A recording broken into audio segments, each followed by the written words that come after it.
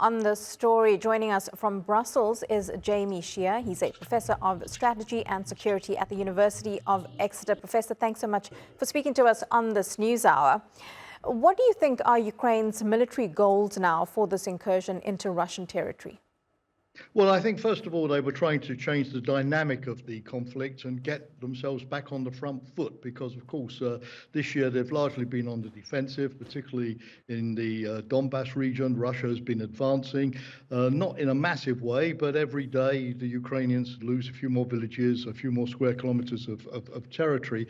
And so I think they clearly wanted to show themselves in terms of morale booster, but also their Western allies that they were capable of doing something by taking Russia by surprise, changing the dynamic, putting Russia on the back foot. I think their objective is to try to drain forces away from the Russian offensive in the Donbass, as Russia now has to defend its position around Kursk. That will take the pressure off Ukraine. I think, secondly, by seizing some territory, they have a bargaining chip which they can use to try to draw Putin into peace negotiations. Do you think it has, though, changed the dynamic so far, or is it too soon to tell?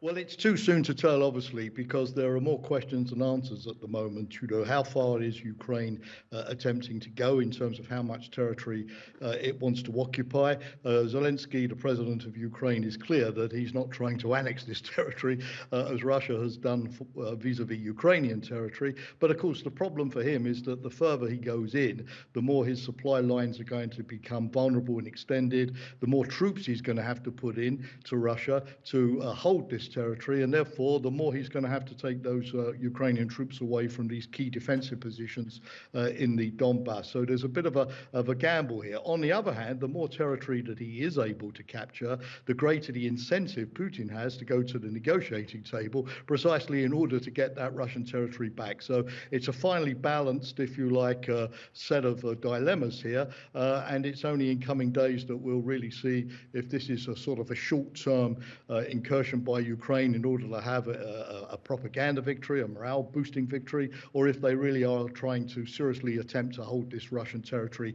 for months or even longer.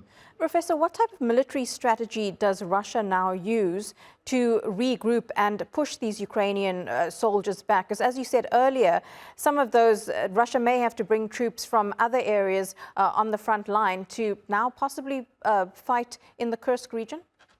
I think the Russian strategy is pretty clear. I mean, first of all, Putin positively, absolutely has to get this territory back because it's a terrible blow to him, his image as the strong man of Russia, to be the first Russian leader since Stalin to have witnessed a foreign invasion of Russian territory, particularly given Putin's sort of nationalist credentials as the defender of Russia. So I think he will put in a lot of forces to try to drive the Ukrainians out. At the moment, I think that Putin is hoping that he can do this with troops that have been repositioned from Kaliningrad, reserve forces, conscript forces, and he's trying not to pull troops out of the Donbass. And yesterday, the Russians continued to advance in the Donbass, precisely to sort of tell the Ukrainians, look, you know, this strategy that we're going to have to sort of stop our offensive in Ukraine isn't really working. But the coming days will tell if this Russian strategy of using local forces to do the job is enough, or if indeed he's going to have to stop the offensive in Ukraine itself at the time being. Why is this region in particular important, or was it just a region that was a bit more vulnerable for Russia and for Ukraine to then go ahead with this incursion?